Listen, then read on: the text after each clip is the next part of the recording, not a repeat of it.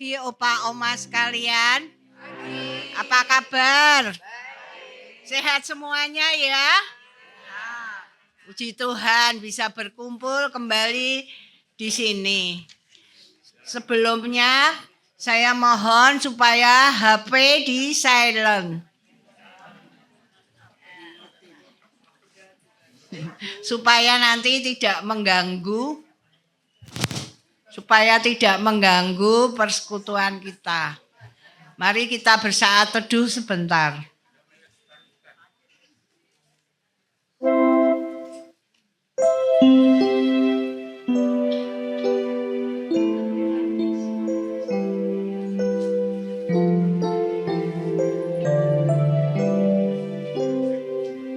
Saat teduh selesai. Mari kita memuji Tuhan dengan Mars Usia Indah.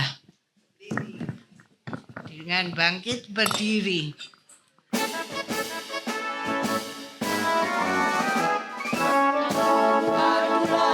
Usia indah, angkat suaramu, muliakan Tuhanmu, bangkitlah segera, ayunkan langkahmu, jadi teladan bagi dunia.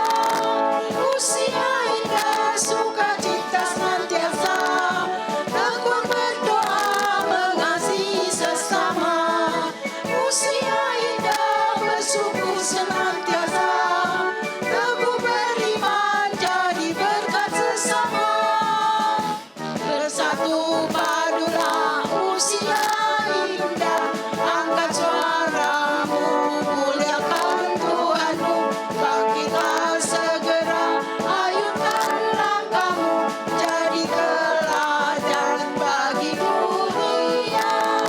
Usia indah, sukacita senantiasa, tekun berdoa, mengasihi sesama.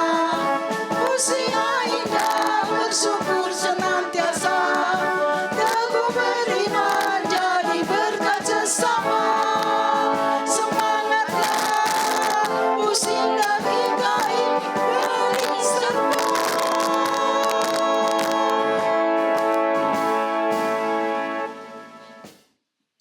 Sebagai lagu pembukaan, mari kita menyanyi dari KJ 18 ayat pertama sampai dengan yang keempat.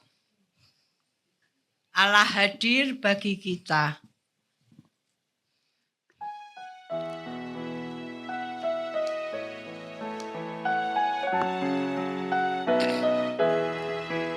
Allah hadir bagi kita dan hendak memberi berkat, melimpahkan kuasa Roh-Nya bagai hujan yang lebat. Dengan Roh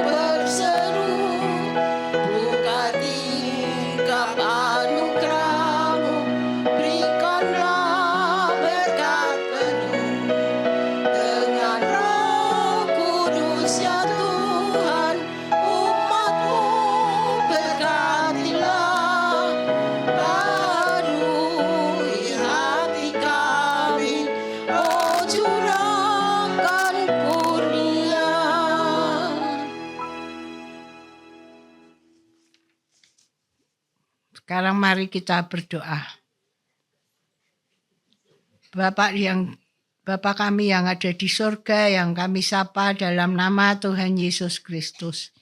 Pagi ini kami datang menghampiri hadirat-Mu yang kudus. Kami bersyukur atas kasih Tuhan dalam kehidupan kami, pemeliharaan dan penyertaan-Mu.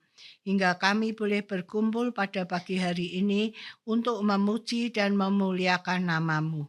Bukalah hati kami untuk menerima firman Tuhan yang pagi hari ini akan dibawakan oleh Ibu Reni Yuliastuti. Berkati dan lindungi kami Tuhan. Dalam nama Tuhan Yesus kami berdoa. Amin. Sekarang tiba saatnya baca Mazmur 72 ayat pertama sampai dengan yang ke-14. Ayat pertama saya baca, nanti Bapak Ibu sekalian membaca yang ayat kedua selanjutnya. Mazmur 72 ayat pertama sampai 11. Dari Salomo, ya Allah, berikanlah hukum-Mu kepada raja dan keadilan-Mu kepada putra raja.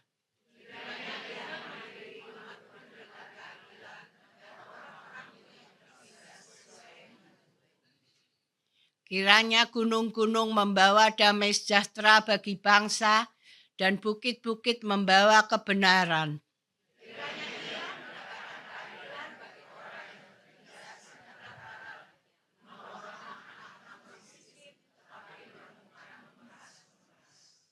Kiranya lanjut umurnya selama matahari beredar dan selama bulan bersinar turun-temurun.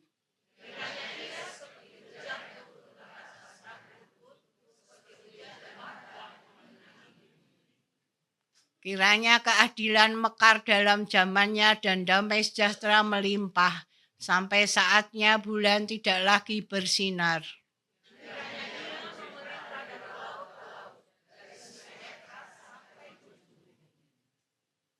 Kiranya penghuni padang belantara berlutut di depannya, dan musuh-musuhnya menjilat debu.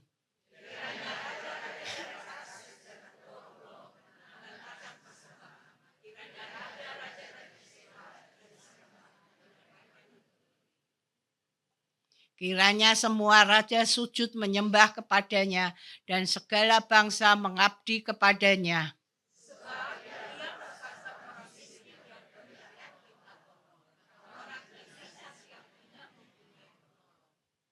Ia sayang kepada orang lemah dan orang miskin. Ia menyelamatkan nyawa orang miskin. Ia menebus mereka dari penindasan dan kekerasan. Darah mereka mahal di matanya. Sebagai pujian pengantar kesaksian, mari kita memuji Tuhan dari pujian KJ 178 ayat yang pertama dan ayat yang kedua. Karena kasih-Nya padaku.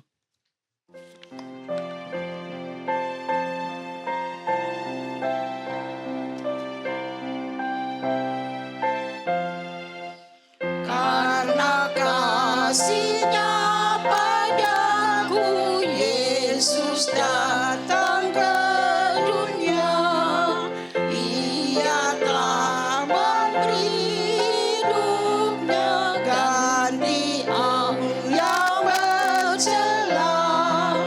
Oh, betapa mulia dan ajaib kuasa-Nya.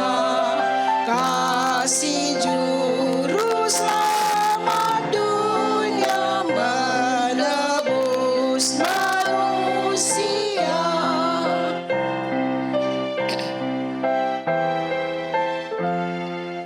Dengan sabar dan nikmat-Nya, Yesus pimpin hidupku.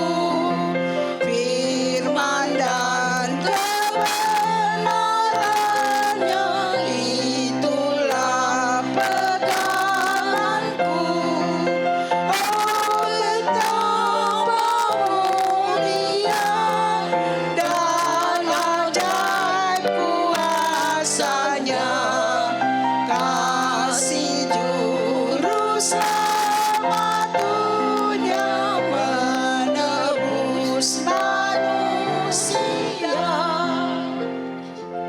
pagi hari ini kesaksian akan disampaikan oleh Ibu Linda Marita.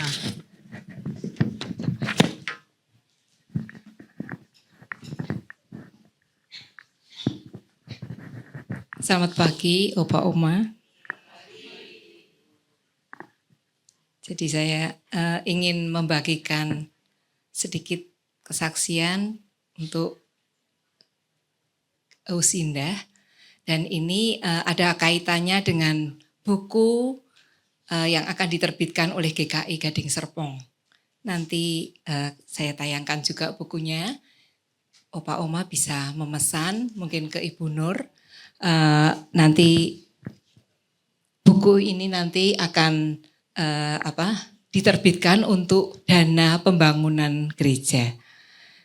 Satu buku harganya 100.000 dan panitia akan mencetak 2.000 buku. Nanti apa yang saya sampaikan ini nanti bisa dibaca di sana, juga ada kesaksian tentang kehidupan anak saya, Keke. Jadi mungkin Opa Oma bertanya-tanya ya, saya membawa anak saya dalam kebaktian Usindah ini karena dia sendirian di rumah, jadi saya ajak ke sini untuk ikut bersama-sama menyanyi, membaca Alkitab, dan kita bersama-sama bersekutu. Mungkin ada yang bertanya-tanya, kenapa anak ini beda dengan yang lain? Anak saya ini penyandang Down syndrome. Dia bukan sakit, tapi memang cacat dari lahir. Jadi itu kelainan kromosom yang kalau anak lahir itu kromosomnya ada 23 pasang. Dan yang terakhir yang ke-23 itu X atau Y. Jadi perempuan atau laki-laki. Dan dia di kromosom yang ke-21 itu kan kromosom itu 22, tadi pasangan begitu.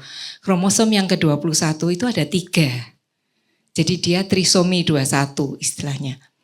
Jadi karena ada kelainan tambahan satu kromosom maka anak ini menjadi beda dengan anak yang lain. Tetapi kromosom 21 ini yang bertanggung jawab untuk otak. Jadi boleh dikatakan intelektualnya juga lebih rendah daripada anak-anak yang lain.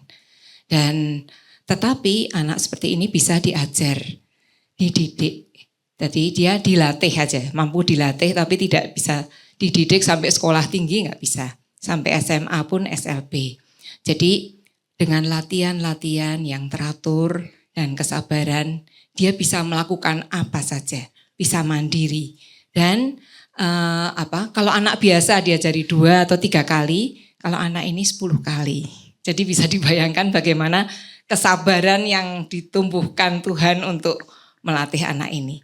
Saya akan sharing ya, jadi ini sudah dibuat tahun 2018 untuk LPPS waktu itu menyiapkan untuk bulan keluarga dengan tema gereja yang inklusi. Dan ini LPPS menerbitkan bulan keluarga inklusi itu tahun 2024. 2 tahun yang lalu. Jadi anak saya ini anak ketiga dari 4 bersaudara. Saat ini dia usianya 30 tahun. Saya dari Yogyakarta, GKI Wongso Dirjan, tapi saya juga aktif di gereja dekat rumah saya di GKJ Brayat Kinasih. Next, silakan. Ya, ini Keke dipakai kakaknya waktu menikah. Next, ya, ini 4 anak saya. Jadi Keke nomor 3, adiknya yang di ujung sana.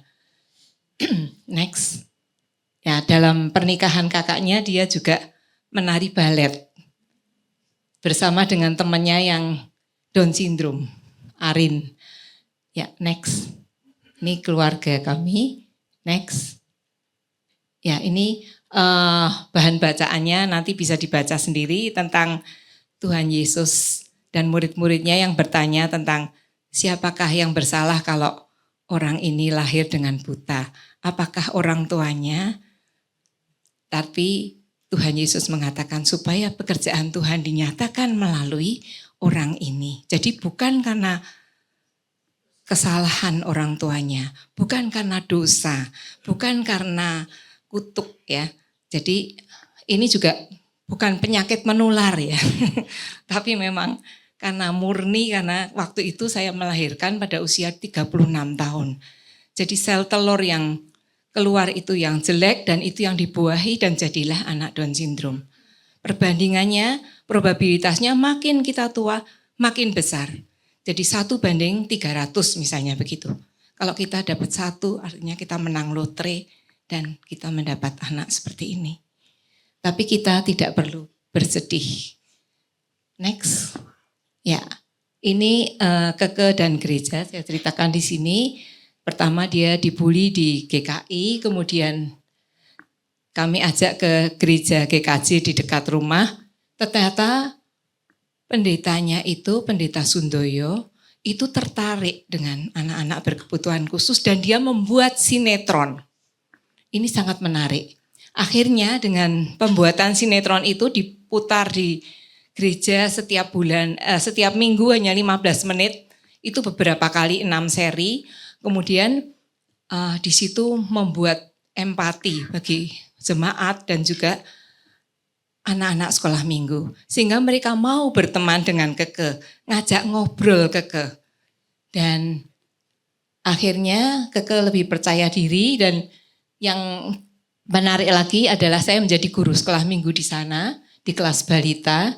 Dan Keke ikut saya menjadi istilahnya Pak Pendetanya bilang kamu asisten. Wah dia senang sekali kalau dibilang gitu. Next.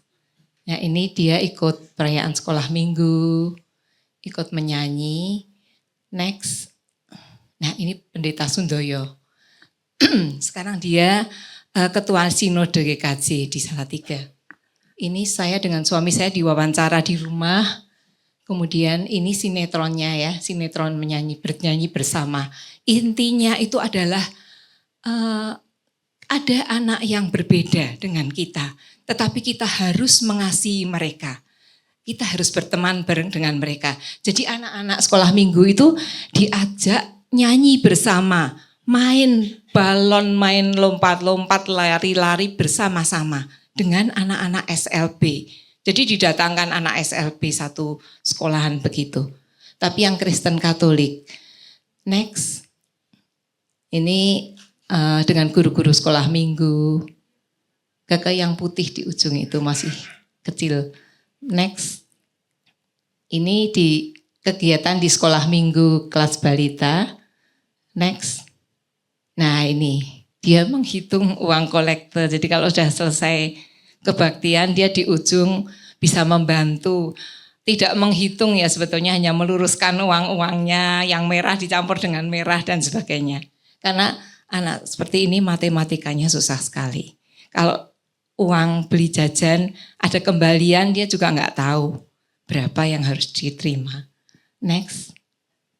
Nah ini saya waktu itu ada pertanyaan ya, Tuhan kenapa kok anak seperti ini tuh banyak dibully teman-temannya, bahkan teman-teman sekolah minggu pun membuli dia. Dikatain crazy. Saya rasanya kan hati saya sakit ya. Tapi Tuhan memberikan jawaban. Dengan sinetron ini, film ini, dia bisa diterima, dia pede lagi.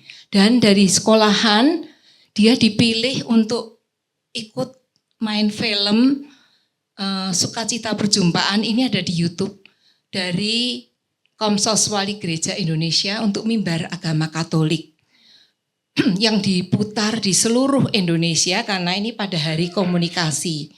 Kemudian dia kalau kami perjamuan kudus di GKI aku juga pengen. Waktu itu memang belum untuk anak-anak ya. Jadi dia ngambil minum, gelas tutupnya botol diisi air, kemudian ikut minum anggur pura-puranya begitu. Nah, kemudian setelah usianya cukup, kami mintakan untuk kataksasi dan akhirnya dia CD.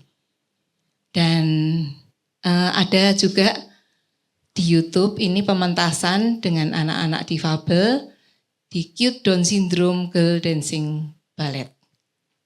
Next. Ini waktu di CD.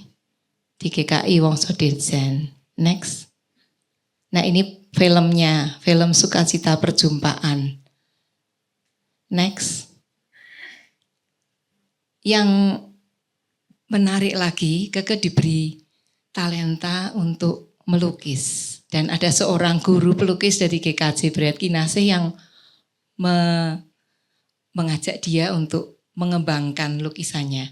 Kemudian kami ikut Potats, perkumpulan orang tua dengan anak Down syndrome, dan ini banyak mengikuti pementasan atau pameran lukisan. Kemudian dia ikut komunitas Nalitari. Nalitari ini guru-guru seni tari dari ISI, dari UNY itu bergabung dengan murid-muridnya SLB.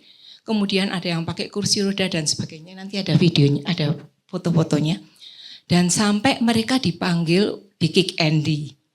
Saya sendiri waktu itu hanya ikut menonton aja. Komunitas perspektif. Ya, next. Ini dia melukis dengan Arin. Jadi Arin ini temannya Down syndrome. Cuman sangat disayangkan pada waktu COVID dia stroke. Dan dia sudah tidak bisa beraktivitas lagi sehingga Keke melukis sendiri dan dia balet juga balet sendiri. Next. Ini lukisan-lukisannya. Sangat bervariasi warnanya dan kadang-kadang kita melihat seperti wajah anak-anak kecil. Tapi ini sudah tahun sebelum COVID ya, setelah dia COVID dia sudah tidak bisa punya kemampuan lagi melukis yang sebagus ini. Next. Ya ini dia balet bersama Arin. Jadi ada tema yang berdua itu bisa muter-muter berdua. Next. Ya, ini adalah dengan Nalitari yang diliput untuk TV. Ada yang pakai kursi roda. Next. Ya, next. Nah, inilah terakhirnya. Next masih ada satu lagi. Nah, Keke sekarang latihan barista. Dan ini semoga bisa menjadi bekal hidupnya karena dia bisa berjualan kopi, berjualan minuman. Dan di komunitas Potats itu mereka bekerja sama dengan Kopi Kamu dan boleh bekerja di kafenya. Di Jakarta ada, di Jogja ada. Dan ini sangat menarik. Karena kemarin dalam World Down Syndrome Day, jadi Hari Down Syndrome Sedunia, tanggal 21 Maret itu, Keke diminta untuk jualan di sana. Sampai laku 50 cup ada. Itu sangat menyentuh hati saya karena dia dengan semangat berjualan. Ya. Next. Nah ini buku yang akan diterbitkan oleh GKI Gading Serpong. Terbitnya nanti tanggal 24 pas Pentakosta. Jadi bisa kalau mau beli nanti bisa dipesankan atau mungkin nanti disiapkan di sini setelah tanggal 24. Salah satu kesaksian saya ini ada di situ. Jadi waktu dulu tahun lalu kita dibagikan kertas untuk menuliskan tentang bersyukur. Nah itu cerita saya tuh diambil untuk buku ini. Jadi saya bukan menulis khusus untuk ini. Tetapi ada beberapa bapak-bapak di sini yang ikut, Pak Rudi kalau nggak salah juga ikut. Kemudian ada beberapa oma yang ikut juga. Ada 40 cerita yang menarik. Yang bisa menambah kesaksian iman kita, ya. Ini sangat menarik buku ini, bagus sekali isinya. Terima kasih.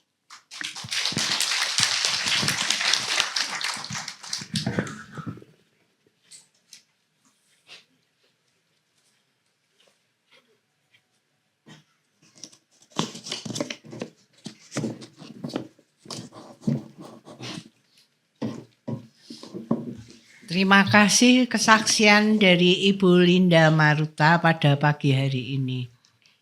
Sebelum masuk ke firman Tuhan, mari kita memuji Tuhan dari NKB 119 ayat pertama sampai dengan yang ketiga. Nyanyikan lagi bagiku.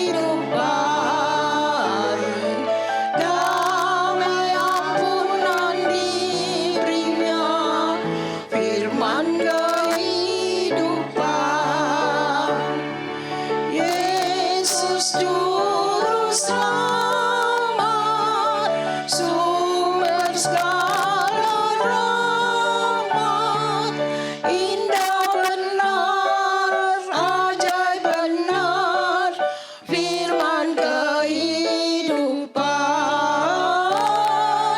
Indah benar, ajaib benar, firman kehidupan.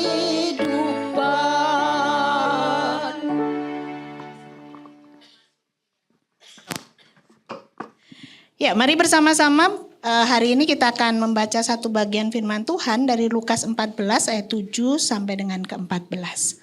Lukas 14, Injil Lukas pasalnya yang ke-14, ayat yang ke-7 sampai dengan yang ke-14.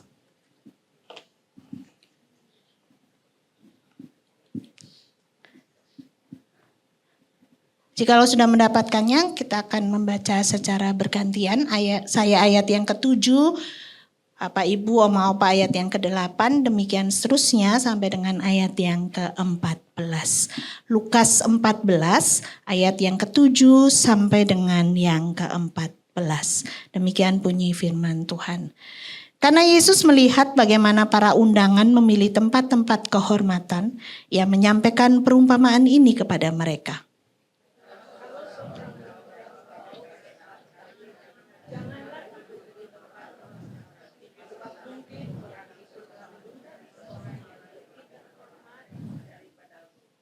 Lalu orang yang mengundang engkau dan dia itu datang dan berkata kepadamu, berilah tempat ini kepada orang itu. Engkau pun dengan malu harus pergi duduk di tempat yang paling rendah.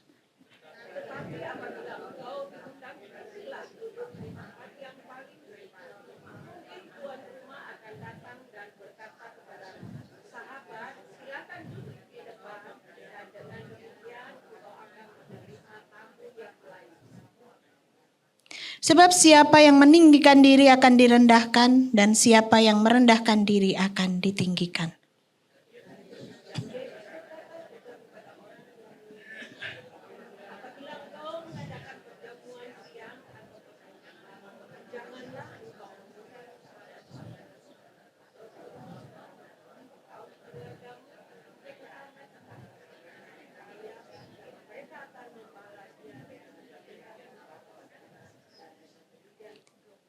Tetapi apabila engkau mengadakan perjamuan, undanglah orang-orang miskin, orang-orang cacat, orang-orang lumpuh, dan orang-orang buta.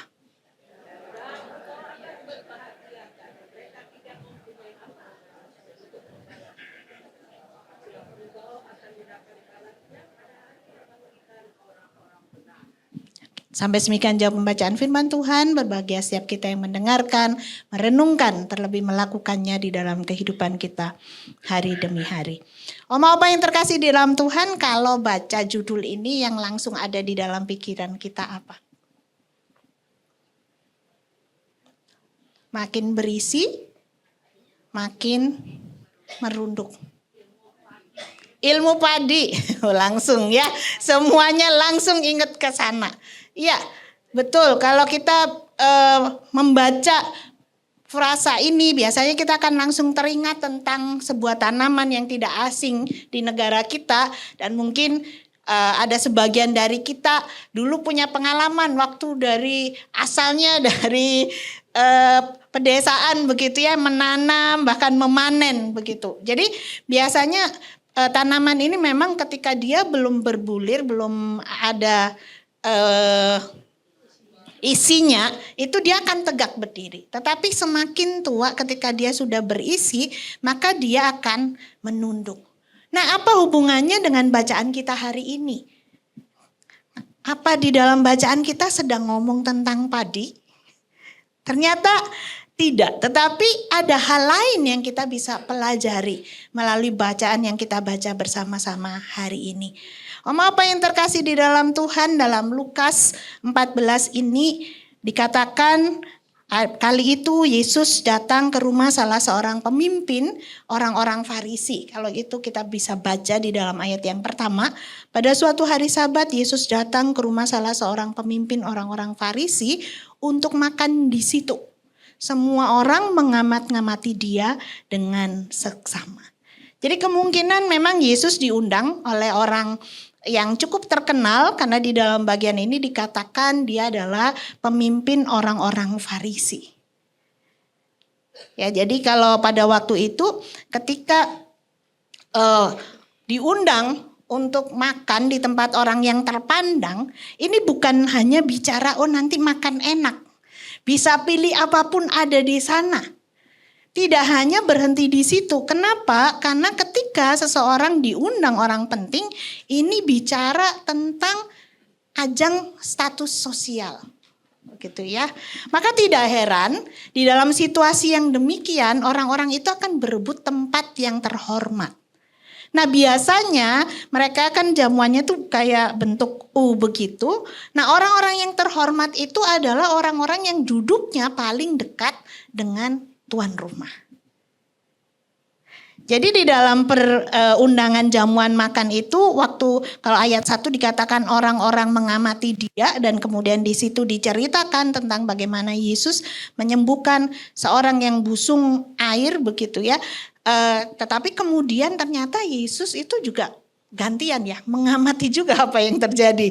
Jadi dia bukan hanya diamati, dia mengamati yang sedang terjadi dan di dalam ayat yang ke-7 di sana dikatakan ternyata ada banyak orang yang berebut untuk memilih tempat kehormatan. Nah, di dalam latar belakang yang demikian itulah maka Yesus menyampaikan satu hal yang luar biasa. Begitu ya, kalau pada waktu itu budaya dihormati, mungkin kalau di sini enggak ya, di lansia yang penuh duluan yang belakang ya. Di Usindaya nggak ada yang rebutan paling depan ya. Kalau di Indonesia kayaknya masih malu-malu gitu. Kalau saya khotbah juga suka kadang-kadang tuh depannya kosong, belakang penuh begitu. Padahal saya udah jinak ya. Takut kali deket-deket digigit.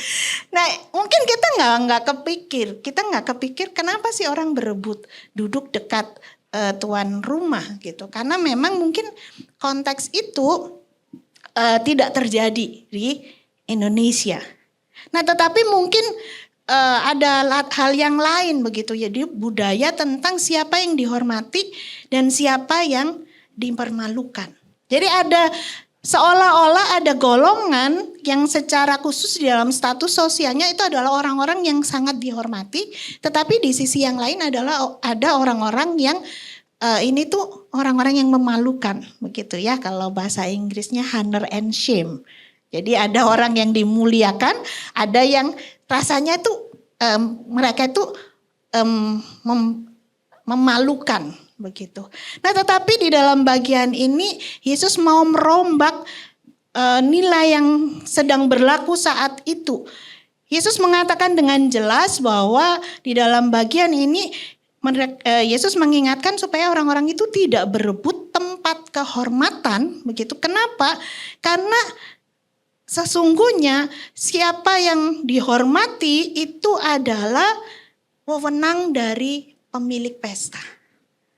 Ya, jadi bukan karena seseorang itu merasa layak untuk dihormati, tetapi pemilik pestalah yang menentukan siapa sesungguhnya orang-orang yang seharusnya duduk di tempat yang dihormati. Nah, tetapi dari fakta ini ketika orang-orang berebut untuk memilih tempat yang dihormati, kita bisa melihat sebenarnya ini bukan cuma masalah kursi gitu ya. Kalau masalah kursi bisa bawa dari rumah. Ada itu kalau ceritanya tahun ajaran baru rebutan kursi katanya ibu-ibunya sampai kalau di sekolah-sekolah yang negeri bawa kursi gitu ya. Nah ternyata ini bukan hanya masalah kursi. Tapi ini sedang bicara tentang masalah hati. Masalah hati yang ingin dipuji. Masalah hati yang ingin diutamakan. Masalah hati yang ingin diakui dan ingin dihargai. Apa yang terkasih di dalam Tuhan, ini adalah satu fakta yang ditunjukkan sejak manusia jatuh di dalam dosa. Bagaimana sejak manusia jatuh dalam dosa, manusia selalu ingin menjadi pusat. Dia ingin menjadi yang paling mulia, yang paling utama. Nah di dalam latar belakang yang seperti itulah, Yesus mengingatkan supaya orang-orang percaya, murid-murid yang mau mendengar ajarannya itu mengambil sikap yang berbeda. Berbedanya seperti apa? Seperti yang diteladankan oleh Tuhan Yesus, begitu ya. Jadi mereka tidak seharusnya berebut posisi, tetapi mereka seharusnya melihat hal yang lain. Apa yang terkasih di dalam Tuhan, pandangan Yesus tentang hal ini, kita melihat bagaimana Yesus sendiri tidak sibuk. Ya, walaupun mungkin saya tidak tahu di dalam bacaan ini tidak diceritakan Yesus ditempatkan di mana ketika diundang, dan kemungkinan dia diundang juga bukan karena orang Farisi ini mengasihi Yesus. Tetapi bisa jadi ya karena Yesus mulai terkenal, dia mulai mengadakan mujizat, mengadakan tanda gitu. Ya udah, orang Farisi itu mau lihat orang seperti apa Tuhan Yesus itu.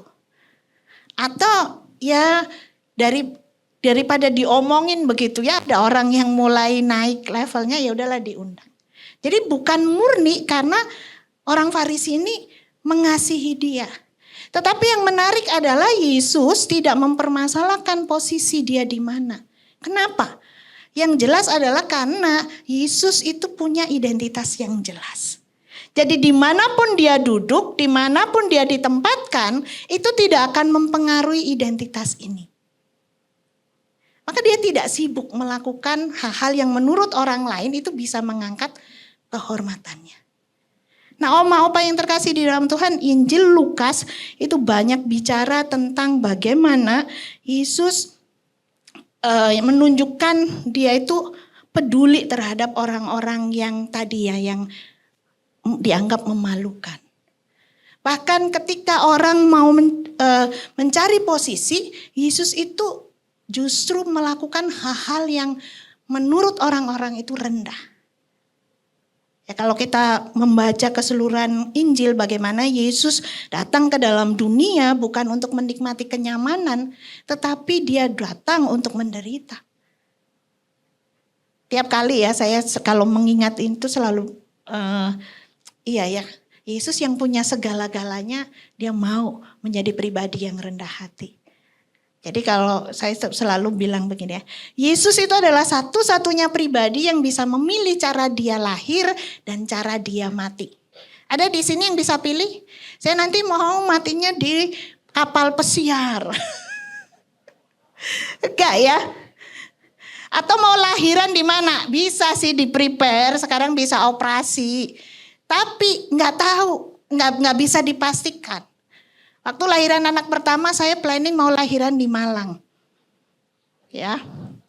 Tapi ternyata karena jatah cutinya cuma 2 bulan, jadi katanya perkiraan lahirnya itu masih sebulan lagi. Saya pikir kalau saya ambil terlalu lama nanti kasihan. Waktu itu kami masih pelayanan di Lampung. Nanti baliknya dia masih terlalu kecil. Dan gak boleh naik pesawat kan kalau terlalu kecil. Jadi ya udah deh, sebulan sebelum melahirkan sama sebulan setelah melahirkan aja gitu. Hitung waktunya. Hari Minggu saya masih khotbah. Pamitan kepada jemaat karena rencananya Sabtu mau berangkat ke Malang. Senin kontrol sudah bukaan 1. Dan jam 12:05 saya lahiran. Jadi baju semua ada di Malang, karena pikir gak mau belanja, ya ini cucu yang sudah lama, kakek neneknya belum punya cucu gitu ya, siapin baik-baik. Terus bilang gak usah repot-repot, nanti kamu susah perjalanan dah, ibu yang beliin. Oke gitu ya. Jadi di Lampung saya tuh gak siap apa-apa. Begitu dia bilang, Bu ini udah bukaan 1. Hati sudah. Nggak punya apa-apa dan nggak ada saudara di sana. Terus saya pikir besok pagi kan anak pertama nih ya. Biasanya lama, besok pagi masih bisa ke pasar. Saya catetin lagi kebutuhan belanja. Ternyata udah jam 10 atau jam berapa tuh mulasnya mau mulai sering. Nah, ini kok udah mulai 5 menit sekali. Terus saya bilang sama yuk berangkat yuk ke rumah sakit daripada nanti repot lagi, kita nggak ada mobil kan, cari mobil apa-apa. Saya tuh masih bonceng cowok, ibu, oma, opa ya. Berangkat ke rumah sakit, nanti daripada ribut. Masih boncengan seperti itu ya. Begitu nyampe rumah sakit suruh pilih tempat tidur, terus oke Bu nanti 6 jam lagi diperiksa. Naik tempat tidur pecah ketubang. Jadi benar-benar sampai mau cari kain panjang aja saya itu nggak pernah pakai gitu ya. Jadi punyanya cuman kain pantai, sampai susternya tuh bilang, Bu nggak ada yang lain. Enggak, Ibu ini bukan mau rekreasi. Iya, masalahnya adanya cuman kain Bali, kain pantai. Aduh, ya sesuatu yang saya pikir saya bisa persiapkan dengan baik, tetapi ya realitanya saya nggak bisa atur. Tetapi Yesus adalah satu-satunya pribadi yang sebenarnya dia bisa memilih cara dia lahir dan cara dia mati. Tetapi dia tidak memilih kelahiran itu dengan cara yang begitu spektakuler, yang menarik perhatian banyak orang supaya dipuja-puja orang, tetapi dia justru lahir di dalam kesederhanaan. Bahkan cara matinya, menurut banyak orang itu adalah cara mati yang hina. Tetapi Yesus tidak pusing dengan itu, bahkan di dalam pelayanannya, Yesus melakukan pelayanan yang luar biasa. Dia melakukan hal-hal yang mungkin orang itu anggap gak layak. Saya lakukan. Kenapa? Identitasnya jelas. Nah, oma-opa yang terkasih di dalam Tuhan, bagaimana dengan kita? Saat ini usia kita sudah memasuki usia yang indah. Apakah kita juga termasuk orang-orang yang mencari penghormatan dari hal-hal yang luar? Karena kita nggak ngerti, masih bingung, aku ini sebenarnya siapa sih? Gitu ya. Makanya cari identitasnya itu dengan hal-hal yang di luar. Kalau dikasih posisi tempat duduk yang menurut orang itu dihormati, nah ini rasanya prestisnya naik. Kalau kumpulnya, kalau anak muda bilang circle-nya, teman-temannya itu orang-orang yang the have, yang punya, yang makannya hari ini sarapan di sini, makan siang di Jogja, makan malam di Bali, begitu ya. Wah, ini adalah orang-orang yang terhormat. Ternyata kehormatan bukan hanya bicara tentang bagaimana kita dilihat orang di luar. Tetapi penghormatan itu adalah yang diberikan oleh Tuhan. Dan itu berasal dari identitas kita yang jelas. Itu kita adalah anak-anak Tuhan. Nah, kalau kita punya identitas yang jelas, maka kita itu kita bisa tenang.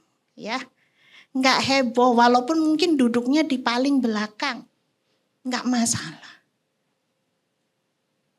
Saya sangat diajar Tuhan tentang hal ini. Bukan berarti saya sudah berisi ya, saya terus belajar untuk diisi oleh Tuhan. Dan ketika diizinkan Tuhan bergabung di GKI Gading Serpong, banyak belajar. Dulu, ya karena kalau kami nggak dikasih kesempatan untuk khotbah di umum ya, jadi nggak semua orang kenal kami. Nah kadang-kadang itu ada yang nanya, walaupun udah tahunan ya di sini tuh, Bu Reni itu siapa? Staf TU ya. Bukan merendahkan gitu. Secara manusia mungkin rasanya ya ampun, kok nggak kenal saya sih gitu ya. Apalagi struggle-nya sebelum pelayanan di sini, saya pelayanan di sebuah tempat yang kami ini adalah, walaupun memang tempatnya kecil, tetapi kami pemimpin. Sehingga kalau keluar pun tuh oh ya ini gembalanya gereja ini begitu. Nah ketika harus masuk ke tempat yang tidak dilihat, wah itu beneran gak gampang ya oma opa. Karena ego kita itu pengen dilihat orang. Tetapi saya bersyukur Tuhan mengajar luar biasa. Semoga ya, saya sih menurut saya sudah mencoba. Tidak ada di tempat ini yang mengatakan saya ini sombong ya. Mintanya dihormatin terus. Kalau ada begitu tolong kasih tahu saya ya. Kalau dari sikap saya menunjukkan sesuatu yang sok banget sih, tolong ingetin. Mungkin saya bisa kepleset. Nah tetapi hari ini kita diingatkan untuk kita melihat bahwa biarlah Tuhan yang memberi penghormatan. Seperti di dalam ayat yang ke-11, di sana dikatakan, sebab siapa yang meninggikan diri akan direndahkan, dan siapa yang merendahkan diri akan ditinggikan. Biarlah itu yang kita taruh di dalam hati kita. Identitas kita jelas bahwa Tuhanlah yang menentukan siapa yang terhormat dan siapa yang bukan. Dan itu akan membuat kita tenang. Kita nggak bingung lagi cari penghormatan dari manusia, dari orang luar, pengakuan, tidak. Tetapi kita lebih memperhatikan apa yang Tuhan mau. Mau apa yang terkasih di dalam Tuhan, saya mengenal seorang lansia di tempat saya, salah satu tempat saya praktek. Jadi beliau seorang ibu yang sudah tidak bisa bekerja, tetapi satu hal yang menarik begitu ya, terakhir waktu itu dia terkena CA, tetapi dia itu adalah seorang yang setia berdoa. Jadi dia bilang kalau di gereja itu tempat saya dulu praktek tuh suka undang gitu, memang setahun tuh bisa 4 mahasiswa praktek gitu dari sekolah teologi gitu. Dan dia tunjukkan satu buku yang berisi daftar doa dia. Dan dia bilang ini setiap tahun nambah loh, Ren, karena setiap yang datang tuh saya tulis namanya, saya doain. Dan saya terus mengingat, kamu sudah masuk nih daftarnya di sini gitu ya. Mungkin dia tidak dilihat orang. Tetapi dia melakukan satu hal yang luar biasa menurut saya. Dan itu menjadi berkat. Sampai hari ini saya mengingat dan saya bersyukur. Saya tidak tahu, saya sudah tidak kontak lagi apakah beliau masih ada atau sudah Tuhan panggil. Tetapi satu hal yang luar biasa. Dia tidak memikirkan, oh aku pelayanan harus dilihat orang. Tetapi dia tahu ini bagian yang saya bisa kerjakan. Mau apa yang terkasih di dalam Tuhan, seorang yang tahu identitasnya tidak akan sibuk mencari kehormatan dari manusia. Tetapi justru dia akan sibuk untuk memikirkan bagaimana menjadi berkat bagi orang lain. Di dalam pasal yang kita baca hari ini, Yesus melanjutkan di dalam ayat 12, Yesus berkata juga kepada orang yang mengundang dia. Apabila engkau mengadakan perjamuan siang ataupun perjamuan malam, janganlah engkau mengundang sahabat-sahabatmu atau saudara-saudaramu atau kaum keluargamu atau tetangga-tetanggamu yang kaya, sehingga mereka tidak membalasnya dengan mengundang engkau lagi, dan dengan demikian engkau mendapat balasannya. Jadi di dalam bagian ini memang sekali lagi ya, ketika orang diundang makan itu bukan hanya sekedar bicara makan, tapi ini bicara tentang sedang membangun jaringan sosial. Orang sedang memikirkan keuntungan apa yang bisa saya dapat dari ketika saya mengundang orang-orang yang terkenal itu ke jamuan makan saya. Dan ini bisa menjadi satu peningkatan status ketika kita juga diundang di dalam jamuan itu. Atau kita mengundang orang-orang yang terhormat. Nah di dalam bagian ini Yesus menyatakan bahwa harusnya nggak demikian. Tetapi Yesus menyatakan supaya orang-orang itu justru mengundang orang-orang yang nggak akan bisa lagi membalas undangan sang tuan rumah itu. Yesus meminta supaya tuan rumah ini dan pemimpin orang Farisi ini mengundang orang-orang yang justru dianggap rendah. Undang orang miskin, orang cacat, orang lumpuh, orang buta. Supaya apa? Supaya mereka gak bisa balas undanganmu itu. Jadi di dalam bagian ini Yesus mau mengajak sang tuan rumah ini untuk tidak hanya sibuk dengan dirinya, tetapi mesti memikirkan apa yang dia miliki itu jadi berkat bagi orang lain. Ya kalau dari tafsiran katanya sebelum ini Yesus ada beberapa kali diundang makan. Ya ada 2 atau ini kali ketiga catatan bahwa Yesus diundang makan, dan setelah ini ternyata gak ada lagi. Dia gak diundang lagi. Mungkin udah sakit hati ya. Oh ini diundang bukannya memuji saya, malah kayak menceramai, mengkoreksi. Begitu. Tetapi yang saya lihat Yesus berani menyatakan itu, dan dia mengajak untuk bukan hanya fokus cari keuntungan diri sendiri, tetapi bagaimana berbagi berkat dengan apa yang dimiliki. Nah, mau apa yang terkasih di dalam Tuhan, kita hari ini juga mungkin berpikir ya, Apa sih yang kita miliki? Makanya nggak heran ada banyak orang tua yang mungkin kalau identitasnya belum jelas, belum settle, makin tambah usia tuh makin rewel. Nggak ada kan di sini? Ini makin top loh ya. Saya berharap nggak ada. Nah, kita mungkin memang terbatas dalam banyak hal dan itu membuat kita sering emosi. Kalau dulu kan bisa jalan-jalan kemana saja, pergi nggak usah ngomong, beres. Sekarang mau jalan ke depan aja udah. Ya, mau dari duduk berdiri kakinya udah sakit. Jadi ada banyak hal yang kita rasakan kita terbatas, akhirnya kita itu jadi kayak kesel sendiri. Dan kita mungkin pikir boro-boro saya bisa jadi berkat. Berbagi kepada orang lain. Tetapi Oma Opa saya katakan hari ini kita punya banyak hal sebenarnya yang bisa kita bagikan. Paling nggak kita punya waktu. Kalau dulu kita sibuk bekerja, kita sibuk mengurus anak-anak kita. Tetapi hari ini kita punya banyak waktu. Dan kita bisa pakai waktu itu untuk kita berdoa seperti Oma yang saya ceritakan tadi. Kita bisa memberi diri untuk jadi tempat curhat, peneduh keluarga. Ya, mungkin nggak ingat anak-anak ini kalau nggak ditelepon duluan kenapa nggak telepon gitu ya. Gak apa-apa, kita duluan yang menawarkan diri. Kita punya pengalaman. Ya anak muda belum pernah jadi tua. Kita sudah pernah muda, betul? Jadi sudah punya pengalaman. Dan itu kita bisa bagikan. Kita bisa memberi nasihat. Bagaimana kita juga belajar mengampunin. Dan terlebih kita boleh menjadi teladan iman. Dengan demikian kita tidak menjadi orang yang sedikit-sedikit marah atau tersinggung karena merasa disepelekan. Ya ini di sini juga sering dinyanyikan ya. Siapa bilang lansia tidak berguna. Ya kan sering dinyanyikan ya di sini.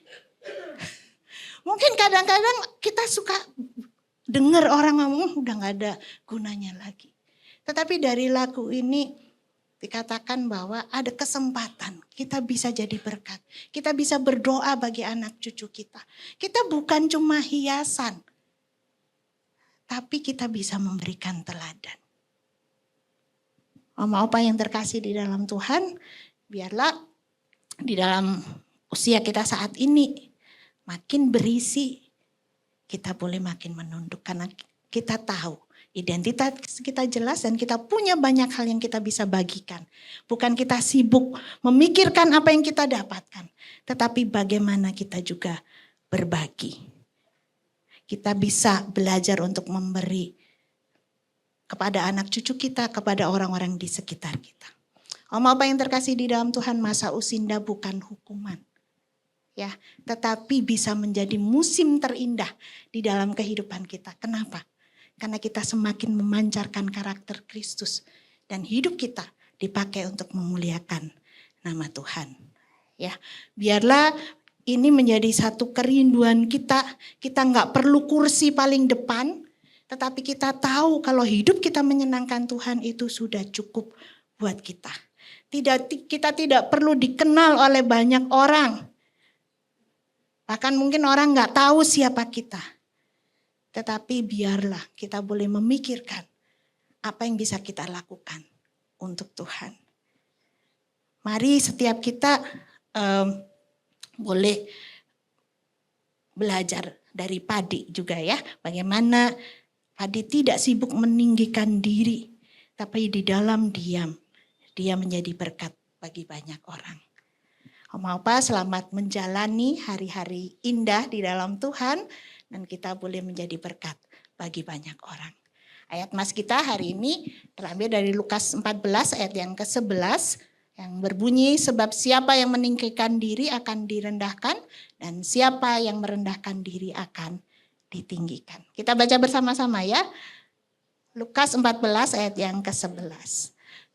Sebab siapa yang meninggikan diri akan direndahkan, dan siapa yang merendahkan diri akan ditinggikan. Ya, mari kita masuk di dalam doa.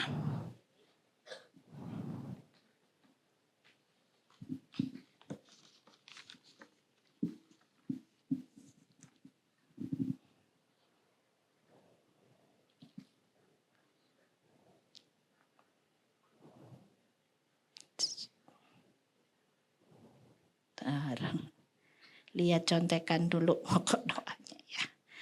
Baik, mari kita tunduk kepala, kita berdoa. Tuhan, kami bersyukur untuk kasih setiamu di dalam kehidupan kami, kalau hari ini kami boleh diingatkan tentang siapa kami di hadapan Tuhan. Kami bersyukur Tuhan, Engkau Allah yang memiliki segala sesuatu sudah memberikan teladan bagi kami. Bagaimana kami harus hidup di dalam kerendahan hati. Karena kami tahu Tuhan, Engkau yang memberikan penilaian, bukan dunia. Ajar kepada kami ya Tuhan, dengan pemahaman ini menolong kami untuk tetap tenang di dalam segala situasi yang kami hadapi.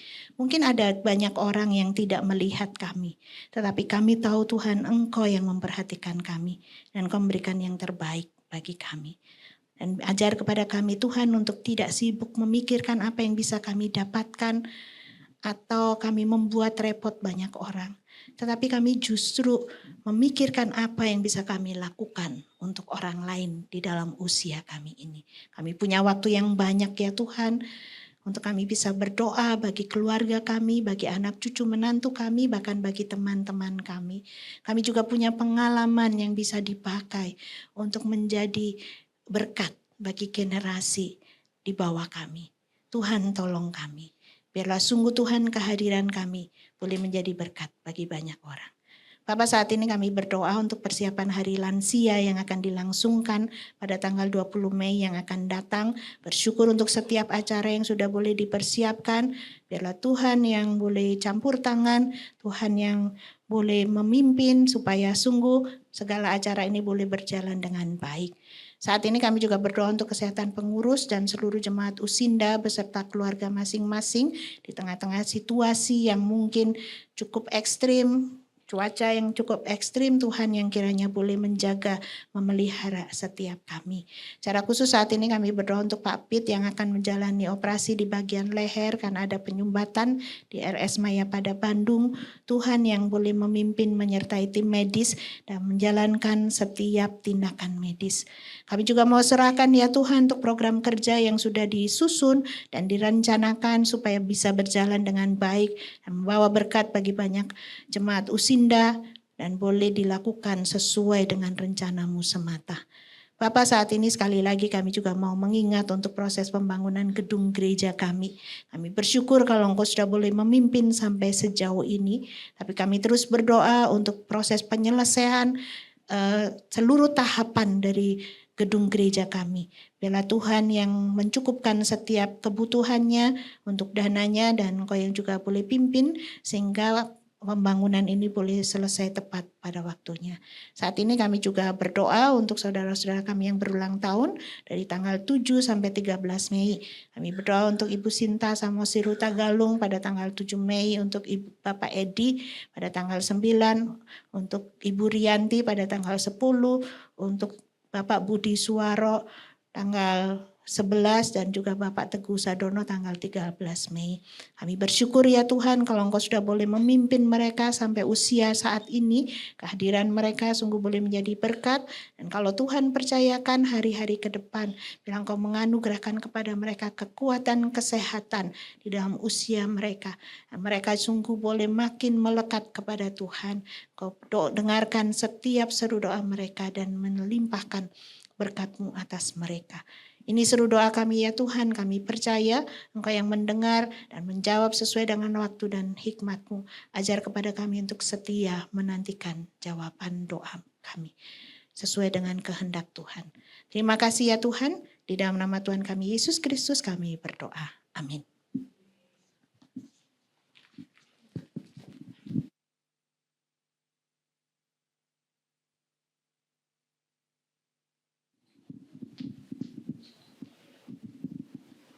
Mari kita memuji Tuhan dari pujian 287B, KJ 287B, ayat yang pertama sampai dengan yang ketiga.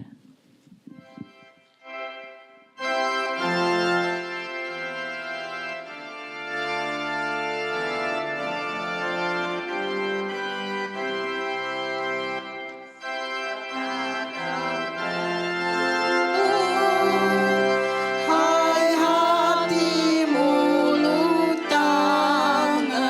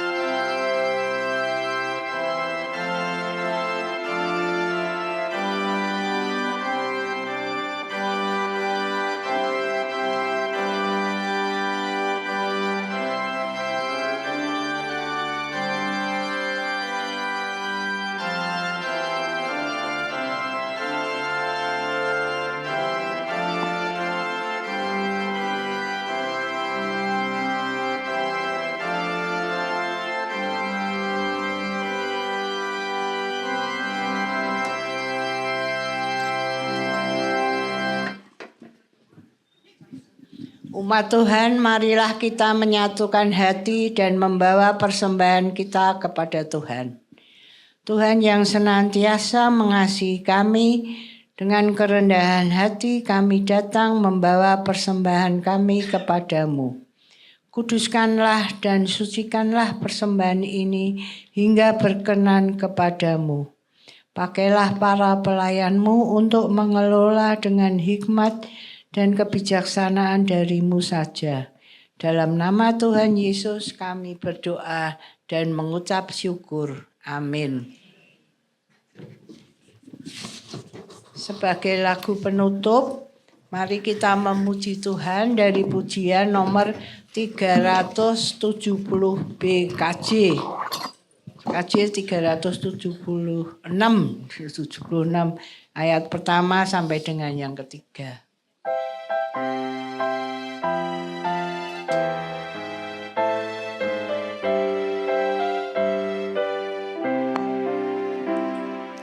Ikuti kau saja Tuhan, jalan damai bagiku.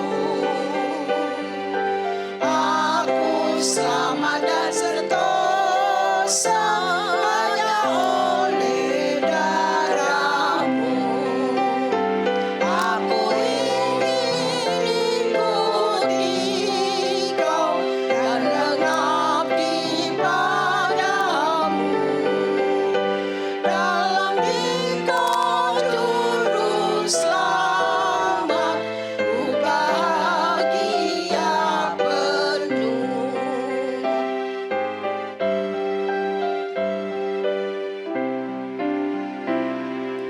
Ikuti kau di sengsara, karena janji-Mu teguh. Atas kuasa kegelapan, ku menang bersama-Mu. Aku ingin ikuti kau dan mengabdi padamu. Dalam Dikau juru selamat, ku bahagia penuh.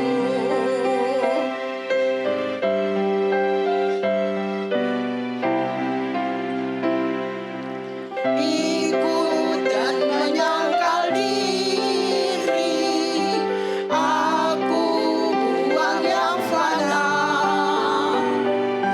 Hanya turut kehendak-Mu dan padamu berserah. Aku ingin ikuti kau dan mengabdi padamu. Dalam Dikau juru selamat, ku bahagia penuh. Ku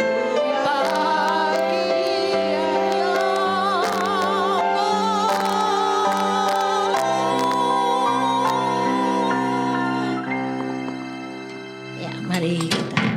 Tuhan, kami bersyukur kalau Engkau sudah boleh pimpin ibadah ini dari awal pertengahan hingga akhir. Sungguh ya Tuhan, kami senantiasa mengingat akan firman Tuhan hari ini. Supaya sungguh kami tahu siapa kami di hadapan Engkau dan kami tahu menempatkan diri. Dan biarlah sungguh kami menantikan, bukan kami sibuk meninggikan diri, tapi biarlah Tuhan yang boleh meninggikan kami. Bapak, saat ini kami juga mau mengingat untuk Pak Gunawan yang berulang tahun juga ya Tuhan. Di dalam minggu ini Kau juga memberkati di dalam kehidupannya pribadi dan juga pelayanan yang dikerjakan. Bahkan setiap doa-doanya juga kiranya Tuhan boleh mendengarkan. Sebentar ya Tuhan, kami akan mengakhiri ibadah ini. Kami rindu kami boleh pulang dengan berkat Tuhan. Kasih karunia dari Allah Bapa, di dalam kasih sayang Tuhan Yesus yang berlimpah, kekuatan penghiburan dan pertolongan Roh Kudus beserta dengan setiap kita, memampukan kita menjadi orang-orang yang tidak sibuk mencari penghormatan orang lain, tetapi kami boleh terus memikirkan bagaimana kami boleh menjadi berkat bagi banyak orang. Biarlah Berkat-Mu itu limpah atas kami mulai saat ini sampai selama-lamanya. Amin. Bapa,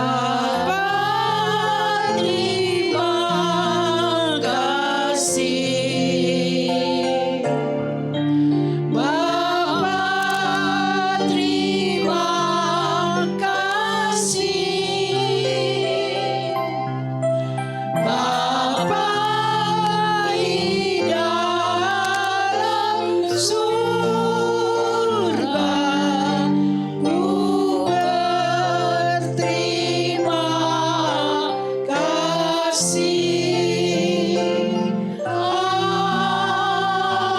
Amin. Tuhan memberkati, silakan duduk.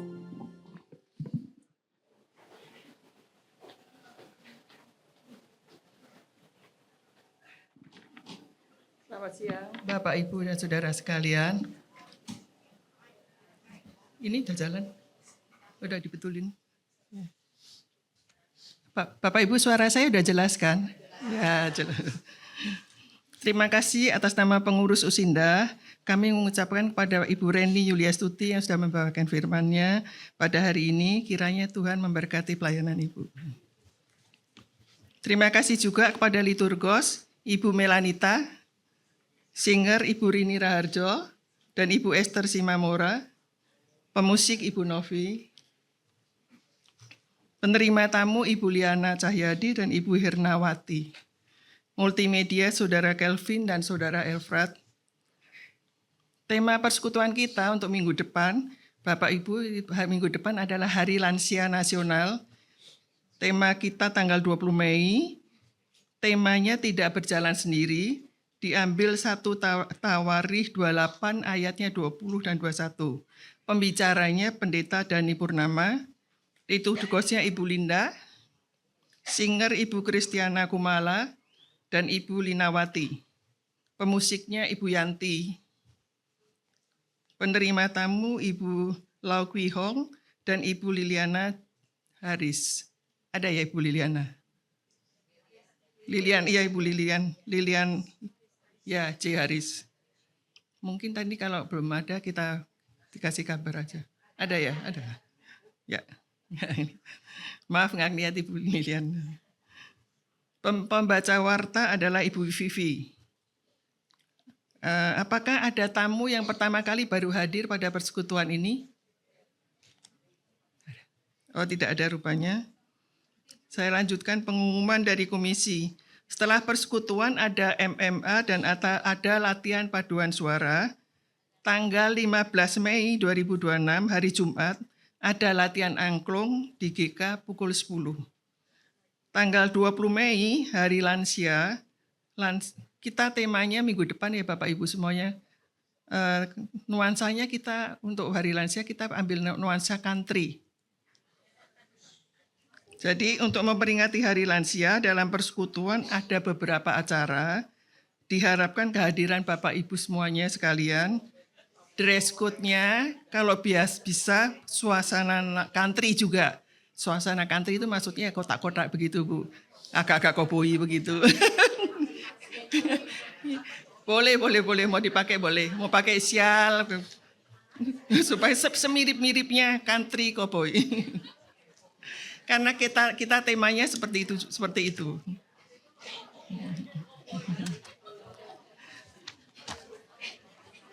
Dan ada beberapa acara ya Bapak Ibu semua untuk minggu depan Hari Lansia kita ada beberapa acara. Jadi diharapkan kehadirannya Bapak Ibu semuanya. Pada hari ini untuk pada hari ini untuk grup MMA kita ada kegiatan membuat envelope ya. Nanti kita ada arahan dari pengurus untuk membuat envelope dan akan dibagikan kertasnya untuk setiap grup MMA. Jadi nanti envelope-nya itu bisa kita pakai macam-macam karena kertasnya envelope-nya bagus Ibu berbunga-bunga. Jadi ada beberapa kegunaannya. Selanjutnya pengumumannya pada keempat adalah GKI Gading Serpong melalui Komisi Digital Kreatif akan mengadakan pelatihan penulisan liputan untuk memperlengkapi kita bersama dalam menyusun liputan yang jelas, menarik, dan berdampak agar semakin banyak jemaat yang ikut terlibat. Bagi Bapak Ibu yang akan mempunyai keinginan untuk pelatihan penulisan ini, untuk menulis liputan-liputan yang kita kegiatan di gereja ya, di gereja khususnya untuk lansia, kegiatan kita di Persekutuan Lansia yang mempunyai kerinduan untuk dapat menulis liputan-liputan mungkin di hari-hari tertentu, itu bisa mengikuti pelatihannya pada hari Sabtu tanggal 23 Mei pukul 9 sampai pukul 3 sore ya Bapak Ibu, 9 sampai 15 WIB. Tempatnya di Ruang Matius, Gria Anugrah. Pendaftaran bila hari ini mau daftar, ibu-ibu semua atau bapak bisa daftar kepada Ibu Rita atau pengurus yang lain. Dan selanjutnya untuk hari-hari berikutnya bisa langsung daftar kepada Ibu Elia di nomor WA 0821 1975 0518. Saya kira sudah cukup sekian pengumuman dari komisi, dan untuk acara selanjutnya kita akan segera memasuki MMA. Terima kasih, sampai bertemu, Tuhan memberkati semua.